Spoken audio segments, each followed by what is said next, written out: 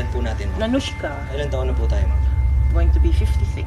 Konting katanungan kung kailan pa po ito nag-umpisa, itong mga paranormal activities dito sa inyong bahay, inyong Since compound. maliit pa kami. We have had this property since 60s.